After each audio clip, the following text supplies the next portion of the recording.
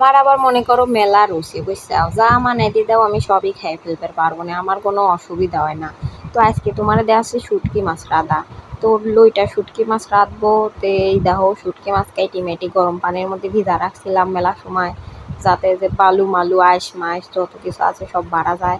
তো তারপরে আবার একটা মশলা বানানো লাগবে। হ্যাঁ, তো একটা হলে কেন ব্লেন্ডারের মধ্যে আমি দিয়ে দিছি পিস কাটা রসুন আর শুকনো মরিচ ভিজা থুইছিলাম সেইটা, যাতে একটু ভালো করে বাটা হয়ে যায়। তো বাইটি লিছি মানে একটু ব্লেন্ডার করে লিছি। তো তার মধ্যে আবার দিলাম হলে কেন মনে করো যে তেল মেল গরম করে নিয়ে যে এখন মশলাটা দিয়ে একটু ভেজে মেজে মেলা গুঁড়ি মশলা দিয়ে দিছি।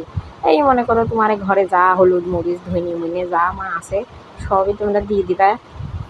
আর আমি তো একখান কথা সব সময় কই, মশলা যত ভালো করে কষা নিবে মনে করো তোমার রান্নার স্বাদ তত বেশি হবে। তো এটা দেখতেই পাচ্ছ আমার মশলা টশলা কষানি হয়ে গেছে। এখন আমি মনে করো দিয়ে দিলাম ও যে শুটকি মাছ ধুয়েছিলাম সেইটা।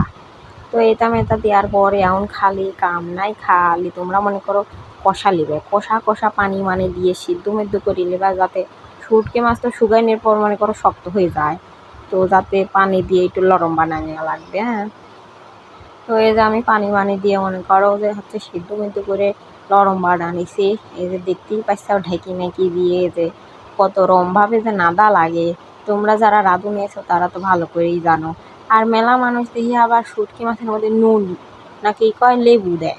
তো লেবু দিলে তো ভাই গন্ধটাই চলে গেল, শুটকি মাছের যদি গন্ধই না থাকে তো সেই শুটকি খাই মজা আছে নাকি কও দেই তোমরা।